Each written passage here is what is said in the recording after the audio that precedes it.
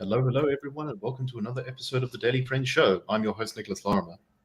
And I just want to remind you all, if you enjoy the Daily Friend Show, if you're a fan of it, like it, please subscribe to it, please give good reviews on YouTube, iTunes, whatever.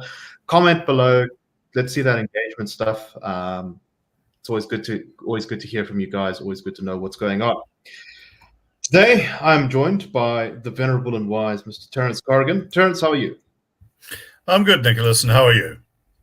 I'm very well, thank you. And also the wise and powerful Marius Roodt. How's it, guys? You don't sound very wise or powerful. I feel like I'm in a bunker during the last days of Rome or something. I don't think they had too many bunkers then, but I get the sentiment. And so, of course, there's good reason for you to feel that, and that is because the country has been engulfed in some very nasty protests. Well, protest is a generous way of describing a lot of what's been going on.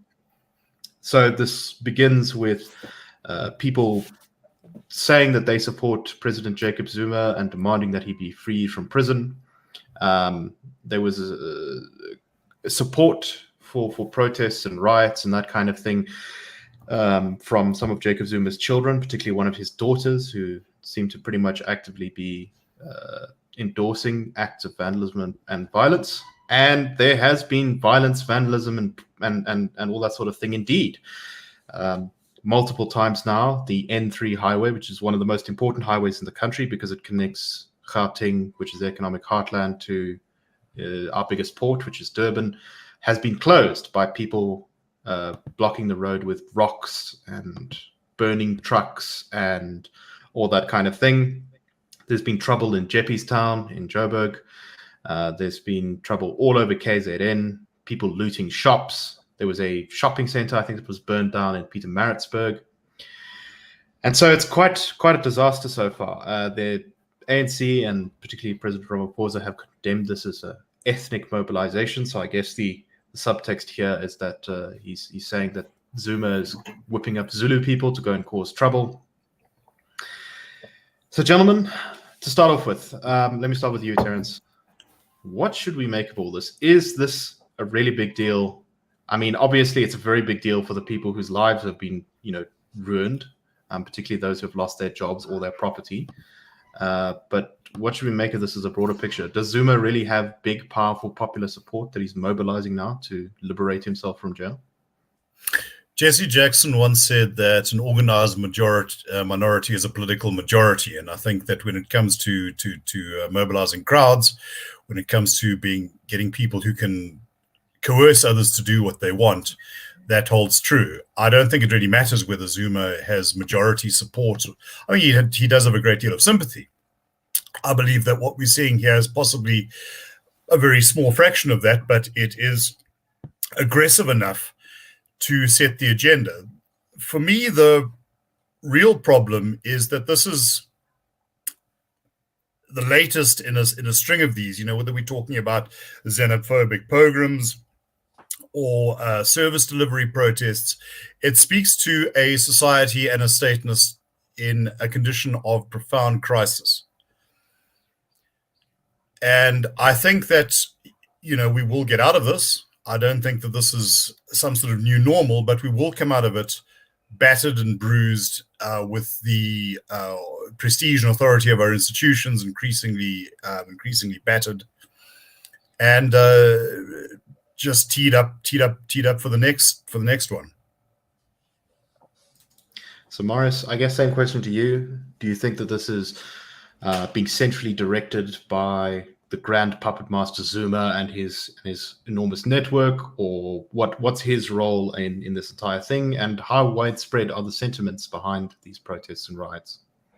Look, I don't think Jacob Zuma is directing this from his jail cell in Escort.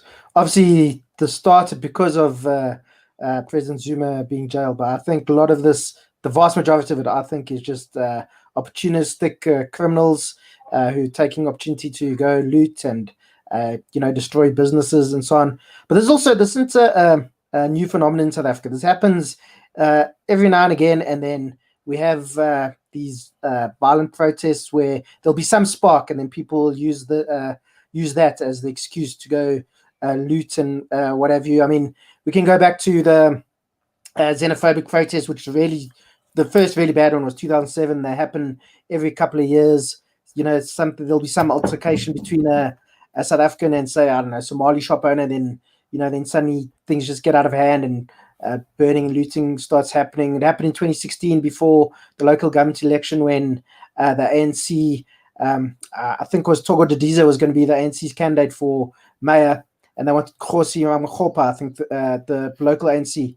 And there was also, Right. I remember, there was a lot of Pretoria was shut down. I remember that. Exactly, the violent protests in Tshwane because of that. And so I think this is also this is part of it. But I mean, this is inevitable in a country where we have basically 50% unemployment, 3/4 of young South Africans are unemployed, and it's any country in the world with these kinds of levels of unemployment, especially when young men are unemployed. It's I mean, there's lots of literature on this. If you have lots of young men who are unemployed and not in studying, what have you, then they get bored, and then if you've got a job, you're going to be too busy to go protest and so on. And that happens. I mean, that was part of the reason Kenya saw some ethnic violence. I think it was in 2013 when they had an election there. Then there was they had almost a low-level civil war, because they also have a lot of the same problems South Africa has: high levels of inequality, lots of young unemployed men. And I think this is all part of it. I'm sure the vast majority of people are involved in this looting. I'm pretty sure most of them are unemployed. Most of them feel pretty hopeless about their situation. And that obviously does not excuse what's been happening. But I think this is a lot deeper than people just being upset that Jacob Zuma is now in prison in escort. No, I think that's right. And we can see that there's actually very familiar patterns of violence that we've seen in South Africa before kind of re-emerging, but they all seem to be happening at the same time rather than more isolated. So we've seen people burning, looting trucks on the N3. We've seen xenophobic attacks on shopkeepers and that kind of thing going on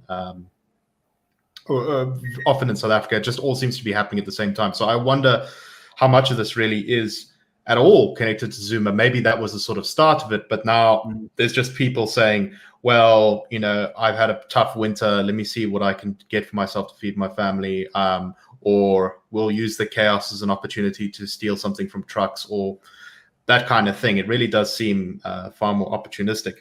So I guess the real question kind of following from this is, and Terence kind of answered it, but Marius, your answer, do you think that this is going to grow? I mean, so far it seems to mostly be focused in inner city Joburg, KZN, parts of Mpumalanga, where apparently there's an ANC factional battle that's managed to start this now.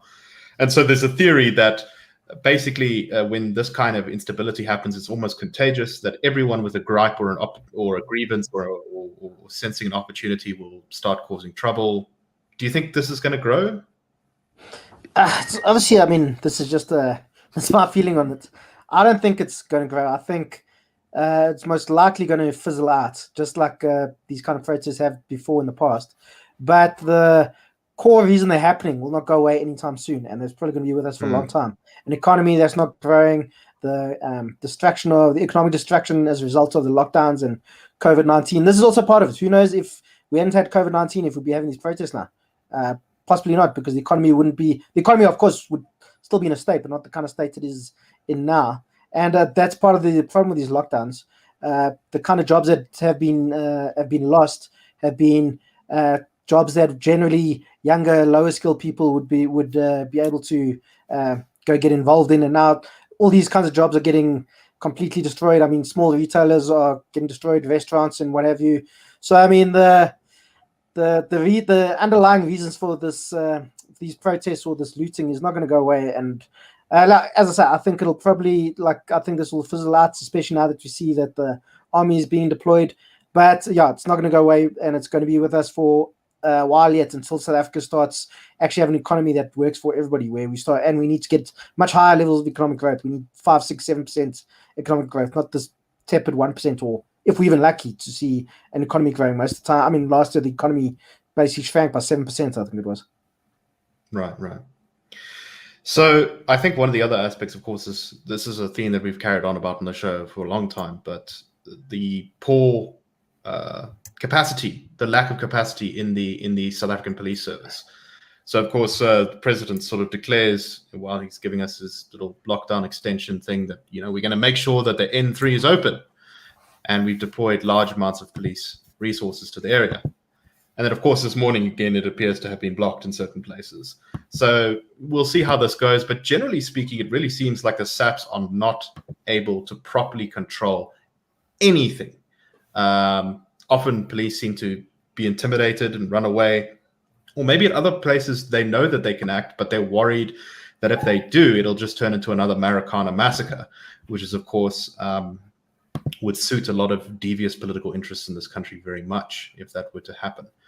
Terence, what do you make of all that?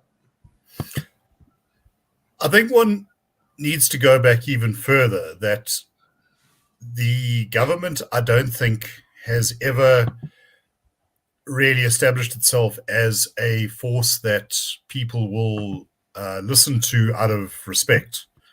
Where you have local authorities, for instance, where you see money being stolen and you connect that to your own life experience and to your own lack of opportunities, why should you bother to follow the rules? We have a gnawing corruption problem in South Africa. People in high places are not following the rules. Zuma kept on saying that he sort of respected the courts, but this is all a ploy. So why listen to the courts?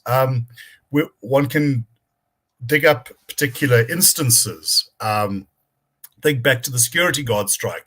I think around 70 people were killed, not a single prosecution. Think about the event that happened on one of the highways around Johannesburg around the same time, where Metro Police and SAPS officials were actually firing at each other while motorists, hid under their cars. Nothing was done. No one was prosecuted. We live in a largely consequence-free zone. And I think that, sadly, there are many venal people who see in this an opportunity, and many desperate people who see in this a desperate lifeline. This is why I say that although I believe that this wildfire will burn itself out, I am afraid that it sets the scene for something like this to happen a couple of years later, simply because it's been shown that the consequences for this are often derisory. I agree with that completely. I think that the ANC and COSATU in particular, often through the way that they've handled strikes, have kind of let the violence genie out of the bottle. When there's no consequences for violent or destructive strikes, it really has become the norm in South Africa. I mean, it's I'd be surprised if we didn't have some sort of massive enormously high number of violent protests in the country in comparison to peaceful protests. Marius, do you agree with Terence? Yeah, I think so. And also just want to say, I think the behavior of Jacob Zuma's proxies in form of Jacob Zuma Foundation and his children has been an absolute disgrace. They've encouraged this violence. The Jacob Zuma Foundation was tweeting saying they are against the violence, but this is the righteous anger of the people, which is, of course, a load of nonsense. And I just think it's absolutely disgraceful how Jacob Zuma's children have been carrying on social media. I mean, somebody tweeted a photo. It shows this lady looking at her phone, and she's got a glass of wine, and her face is covered in, whatever, some kind of thing to help her skin. And then the caption says, "We must free Jacob Zuma, Amandla." And I think that's exactly what it was. She's tweeting from, I think his daughter's Duduzile. She's tweeting from the safety of wherever, some penthouse in Durban or in Kandla itself, while people are, they're out there doing terrible things on behalf of her father. And these are the people who are going to suffer. They'll be arrested, possibly. I mean, Terence is right that there is largely consequence-free zone, but people are going to be arrested. I've already seen some people on social media have been arrested by the police and so on for their role in this looting in the protests. So, and I've seen at least one person was killed in Johannesburg, a security guard. So, I mean, the blood of that man is on the Zuma's hands, I'm afraid. Mm. No, it's not unusual. Of course, we've seen this before, that the Zuma camp in the ANC, or the ANC in general, but the Zuma camp in particular, are not afraid to treat their supporters as cheap, expendable cannon fodder to further their own political aims. So, Terence, let me get to this question of ethnic mobilization. So there's the claim is by a lot of people, and the fear is that this is very much following ethnic lines. And so far, the trouble seems to have mostly been in areas that have large proportions of the population are Zulu. I think, I can't remember who it was in our morning meeting, said that the ANC, from being completely dominated by senior Zulu figures, has now gone on to, during the Zuma years, has now gone on to be, have no Zulus in the top 6. Excuse me. And yeah, I guess the question to you, Terence, is what role do you think ethnic mobilization is playing in this? Is it a big factor? Is there a sense of grievance amongst Zulu people in particular? I think what you're dealing with here is more a kind of foundational or underlying resentment. Remember that Jacob Zuma's mobilization after he was defenestrated as the deputy president was almost explicitly ethnic in nature. Remember the 100% Zulu boy. I remember when that was happening, a gentleman I used to work with, a guy of Indian extraction who had grown up outside Durban, said that this reminded him of, you know, the friction between African and Indian communities. So he seems to, a lot of the same signifiers seem to be coming up. But don't just blame Jacob Zuma for that. He was accompanied by the communists, by the unionists, by this whole swathe of political condottieri that rode him into power. They were quite happy to deal with the ethnic factor. For President Ramaphosa now, you know, who sat as Zuma's deputy, to object to this, well, you know, it's a little bit late. This has been part of the Zuma brand, part of a brand that the ANC has accepted, if not encouraged. And let us also not forget that these sort of that the manipulation of a script of identity will invariably jump fences. The ANC has focused quite relentlessly on questions of identity, usually around race. You cannot let this genie out of the bottle and say, well, just stay within within these confines.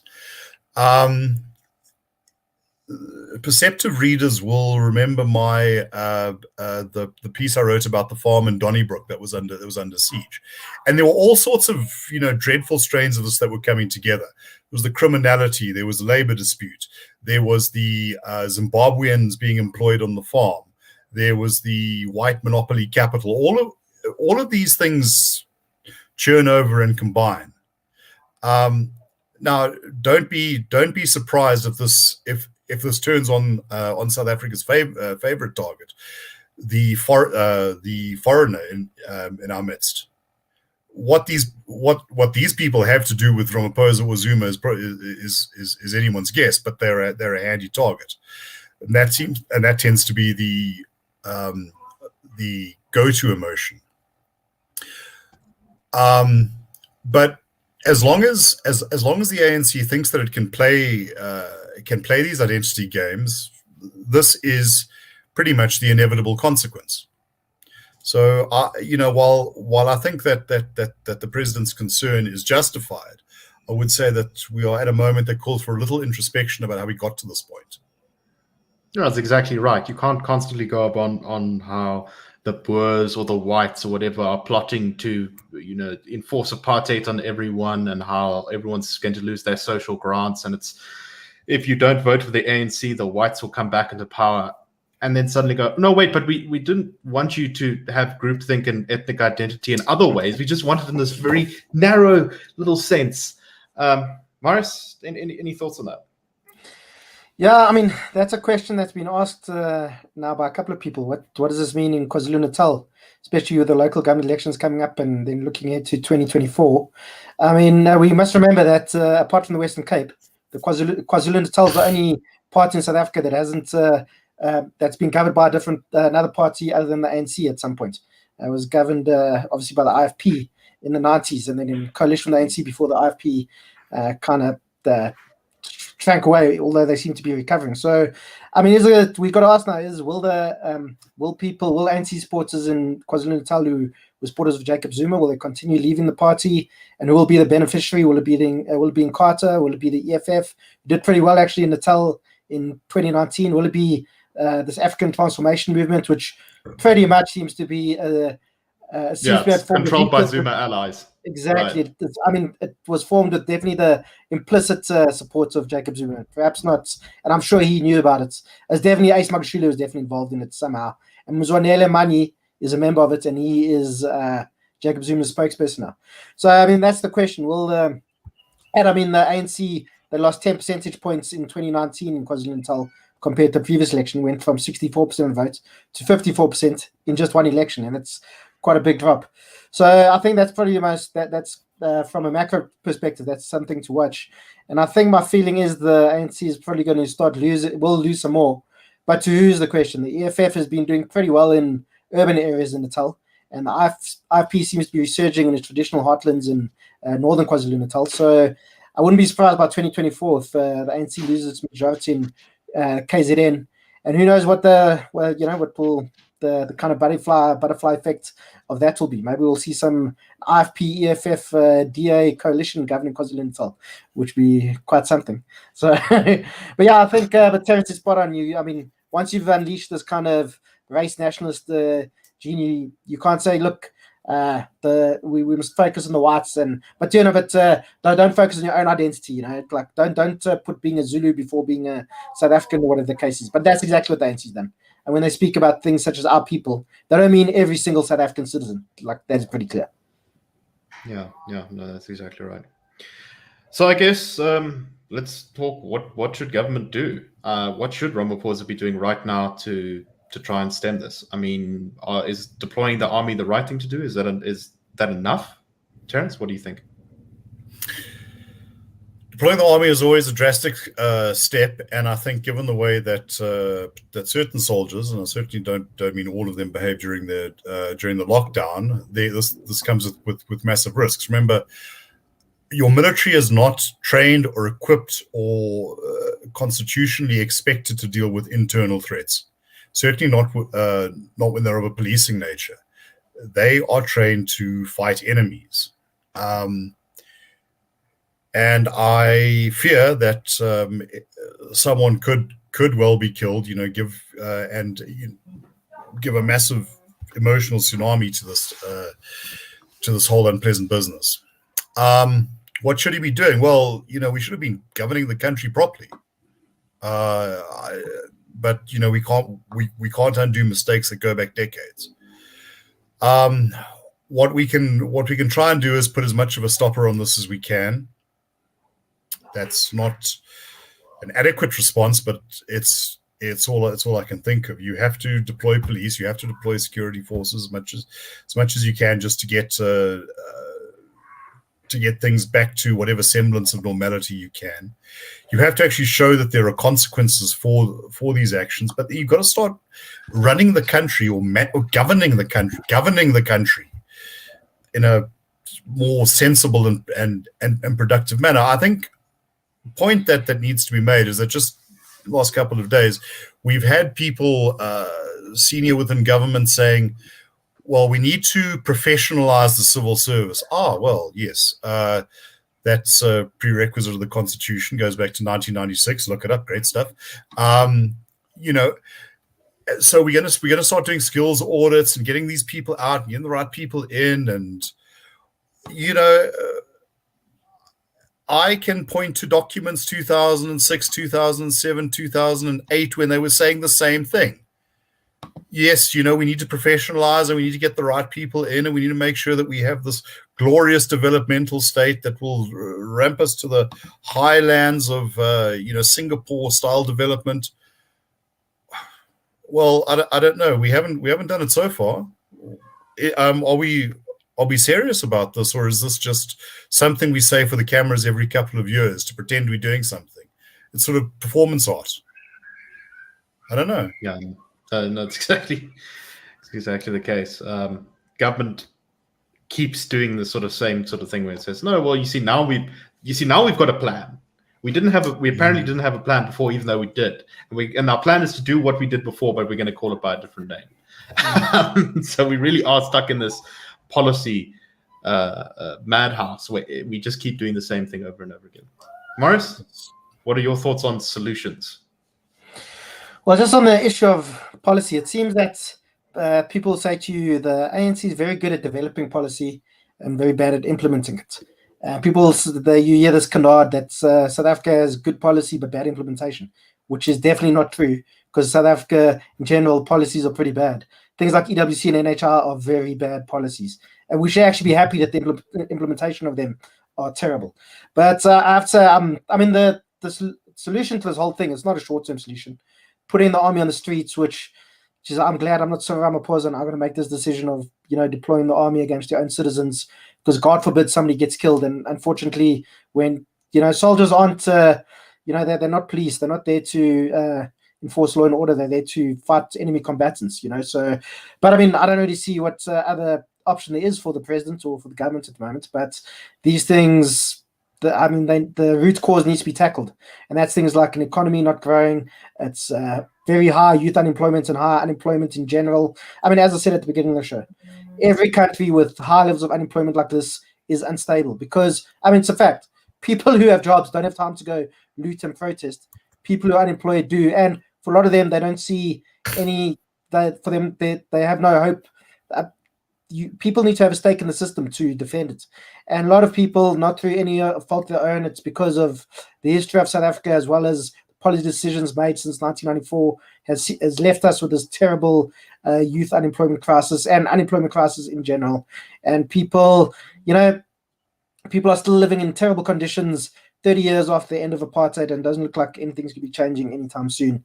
So as I say, that's where the root causes have to be tackled. We need an economy that grows and that creates jobs for people, and that's the only way we'll that we'll stop this kind of thing that we see. And we're going to carry on seeing this kind of thing. Maybe by tomorrow everything will be peaceful again, but that's not going to be the end of it. I just want to stress Terence's point there about making sure that there's consequences. There's an enormous amount of video footage about this kind of thing, and even if the police aren't able to stop all of these riots when they're in the middle of them taking place, although they should be trying to do that, they must find the people identified in these videos, in these photos, in all these things, and they must prosecute them with actual charges, follow through. Don't just let it slip through the cracks like so many of these things always do. And if people see that, I think it will restore a lot of confidence to the justice system just by following the basic laws that are already in place. You don't have to do anything. If I can just conclude with a sort of historical / pop culture reference, one of my favorite movies is A Bridge Too Far, about the Arnhem campaign in World War II. And there's a scene where the senior German general comes into a staff meeting, and he's asked for a report. And yes, no, they're low on this and short of that, and there's no morale. Troops are retreating. And one of his subordinates says, "So what shall we do?" And he looks at him and says, "Well, quite simple. We end the war." And everyone laughs. And he turns around and he looks at them. "Why in the world are you laughing?" I think that's basically the moment that the government has to come to. Yeah, no, that's exactly right. Anyway, I think we shall call it to a close there. Thank you very much for listening to this episode of the Daily Friend Show. If you want to support the Institute of Race Relations, which powers the Daily Friend, please SMS your name to 32823. It's on the banner behind me, and we'll call you back to sign you up as a friend of the Institute of Race Relations. We hope you enjoyed the show. Like I said, please like, comment, subscribe, engage, all those good things. We really want to hear from you guys. We really want to see your support. It helps us to grow and keep going and all those good things. Thank you very much, and we'll see you tomorrow for the Daily Friend Show. Have a good one, everyone.